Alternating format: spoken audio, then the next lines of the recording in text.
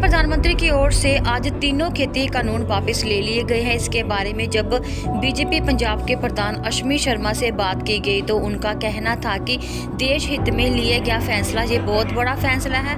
उन्होंने कहा कि तीनों कानूनों के बारे में हम लोगों को सही तरीके से समझा नहीं पाए। देश के प्रधानमंत्री ने आज गुरुपुरब के दिन बड़ी सफलता से और सरलता से फैसला लिया है। अब विरोधी पार्टियों के पास कोई भी मुद्दा नहीं बचा। देश के प्रधानमंत्री ने तीनों कानून वापस लेके देश के किसानों को गुरुपुरब पर बहुत बड़ा तोहफा दिया गया है। आज प्रधानमंत्री ने की कहना चाਹੁੰਦੇ? सब तो पहला तो नानक नाम लेवा सारी प्यारी साध संगत नूं गुरु नानक जी दे प्रकाश उत्सव दियां गुरुपुरब दियां बहुत बहुत बधाइयां। अज देश के प्रधानमंत्री जी ने देश नूं संबोधित करते हुए गुरु नानक जी दे प्रकाश उत्सव दियां जिथे मुबारकां दित्तियां उत्थे बड़ी सहजता नाल वड्डा दिल दिखाते हुए कृषि कानून जिहड़े तीन है उन्होंने वापस लैण की घोषणा की। ये नरेंद्र भाई मोदी ही कर सकते हैं। उन्होंने पिछले 7 साल च जितने भी निर्णय लिए ने वो देश के लोगों के हितों को ध्यान च रख के ले। अज जिदा उन्होंने अपने संबोधन च कहा कि मेरी सरकार पिछले 7 सालों तो देश के लिए देश के लोगों के लिए किसानों के लिए गरीबों के लिए काम कर रही है और ये 3 कानून भी किसान का जीवन बेहतर होए उहदे लई मैं लैके आया सी।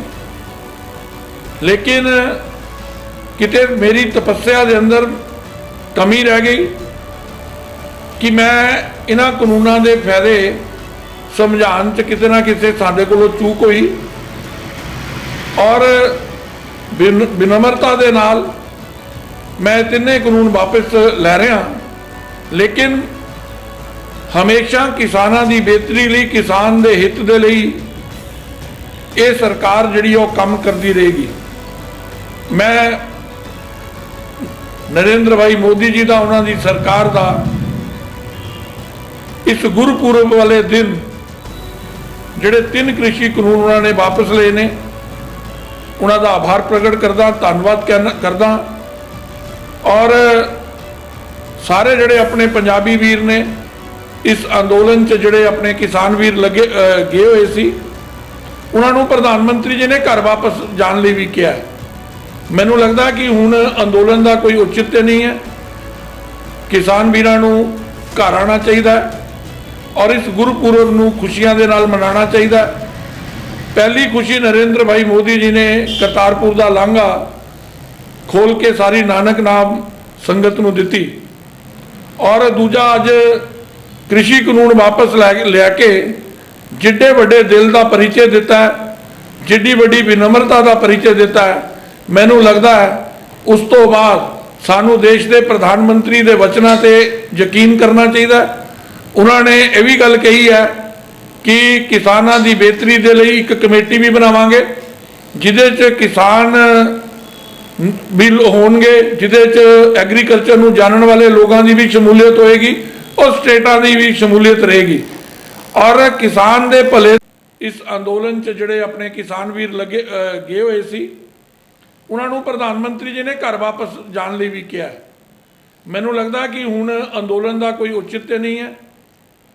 किसान वीरां नूं घर आना चाहिए और इस गुरुपुरब नूं खुशियां दे नाल मनाना चाहिए।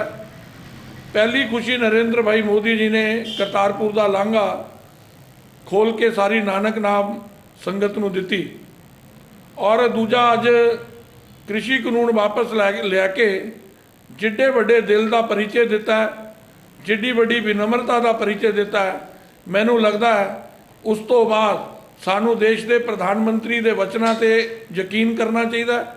उन्होंने ये भी गल कही है कि किसानों की बेहतरी के लिए एक कमेटी भी बनावांगे जिदे च किसान भी होणगे, जिदे च एग्रीकल्चर नूं जानने वाले लोगों की भी शमूलियत होएगी और स्टेटां की भी शमूलियत रहेगी और किसान के भले के लिए ਇਹ ਸਰਕਾਰ ਕਟੀਬੱਧ ਔਰ ਅੱਗੇ ਵੀ ਕੰਮ ਕਰਦੀ ਰਹੇਗੀ।